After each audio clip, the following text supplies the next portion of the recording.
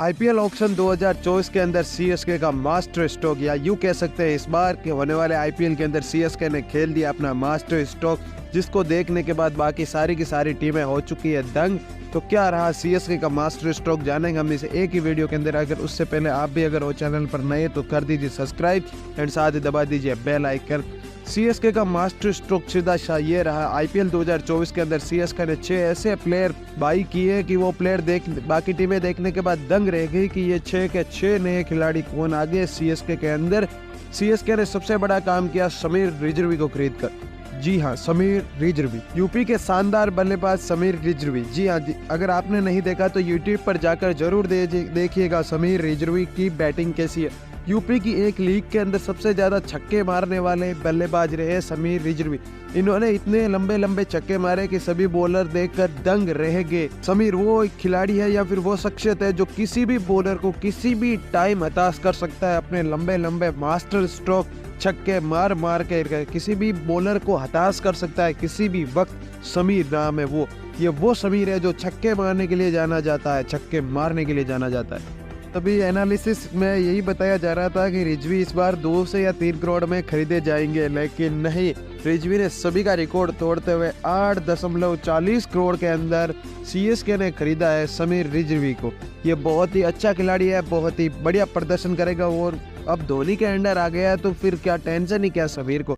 समीर होगा अब तो। अगला मास्टर स्ट्रोक सीएसके का ये रहा, सीएसके का अगला मास्टर स्ट्रोक रहा डेरिल मिचेल। जी हाँ, अब बात आती है ना कौन किसकी जगह भरेगा, तो डेरिल मिचेल चाहिए थे हमें बेन स्टोक की जगह, क्योंकि स्टोक को इस बार सीएसके ने रिलीज कर दिया था मिडिल ओवरों में जो कि सीएसके का फ्रेशर संभाल सके, इसीलिए डेरिल मिचेल को ले लिया। डेरिल मिचेल के बारे में तो अब आपको क्या ही बताना है, क्योंकि डेरिल मिचेल को आपने वर्ल्ड कप में और न्यूजीलैंड के आम फॉर्मेट में भी आपने देखा ही होगा। डेरिल मिचेल वो शख्सियत है जो कुछ भी कर सकती है, ये खिलाड़ी कुछ भी कर सकता है।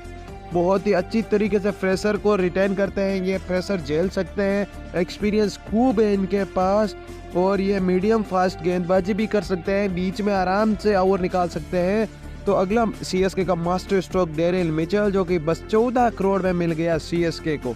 धुंध पैसे नहीं लुटाए, इसीलिए तो सीएसके का ऑप्शन सबसे अच्छा रहा इस बार। 14 करोड़ में डेरिल मिचेल मिल गए, जो कि कुछ भी प्रहार करने के लिए तैयार रहते हैं और मिडिल ओवरों के अंदर तो मानो ये बहुत ही अच्छी तोप मिल गई है सीएसके को, क्योंकि स्टोक की जगह बहुत ही बखूबी तरीके से निभाएंगे डेरिल मिचेल। तो ये रहा सीएसके का मास्टर स्ट्रोक नंबर 2। तीसरा सीएसके का मास्टर स्ट्रोक रहा शार्दुल ठाकुर। जी हाँ, देर से आए दुरुस्त आए। शार्दुल ठाकुर भी सुबह के भूले थे, शाम को वापस घर आ गए, यानी कि कुल मिला के इस बार सीएसके के अंदर वापस आ चुके हैं शार्दुल ठाकुर, जो कि मात्र 4 करोड़ के प्राइस पर आए हैं इस बार सीएसके की टीम के अंदर। और इनका परफॉर्म देखो, अब कमाल की परफॉर्मेंस है शार्दुल ठाकुर की।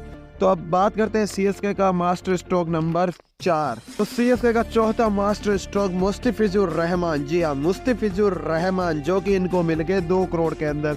मुस्तफिजुर रहमान वो शख्सियत है जो कि डेथ स्पेशलिस्ट बॉलर है सीएसके के पास। वैसे सीएसके के पास पथिराना है, लेकिन वो पथिराना का फॉर्म थोड़ा सा लूज है, तो कोई डर नहीं, इस बार आ चुके हैं मुस्तफिजुर रहमान, जिनकी बांग्लादेश में तो इतनी इज्जत नहीं है बंदे की, लेकिन बंदे की इकोनॉमी 8 से नीचे है। हर डेथ ओवर में इनके ओवर जरूर होते हैं। हर आईपीएल के मैच में आखिरी 4 ओवरों में 2 ओवर मुस्तफिजुर रहमान के जरूर होते हैं। और फिर भी बंदे कई बॉलिंग लाइनअप देखो, बंदे की इकोनॉमी देखो, 8 से नीचे है, फिर भी क्या बंदा है। अब धोनी के अंडर खेलेगा तो ये भी हीरा बन जाएगा, घिस घिस के हीरा बन जाएगा।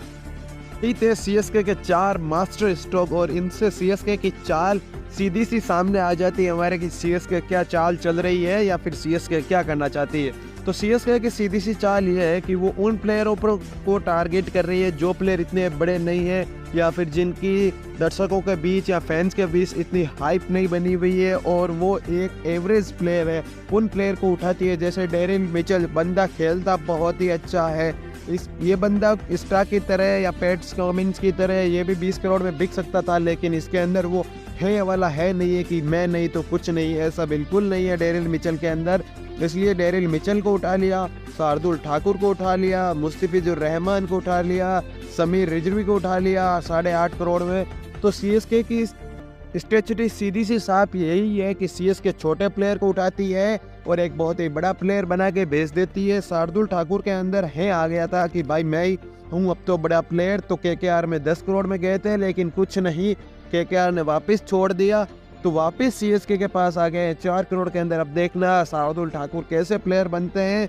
और ये डेरिल मिचेल, समीर रिजवी और मुस्तफिजुर रहमान की प्राइस आप अगले ऑक्शन में देख लेना 2025 के आईपीएल के अंदर इनकी प्राइस क्या होती है और क्या जाती है। सीएसके की स्ट्रेटजी सीधी सी साफ है, छोटा प्लेयर लेने का, और उसको हम कुछ भी बोल सकते हैं कि भाई तूने ये नहीं किया, तू ये नहीं कर रहा, तेरा फॉर्म सुधार। बड़े प्लेयर को अब क्या बोलेगी टीम, वो तो खुद बड़े प्लेयर है।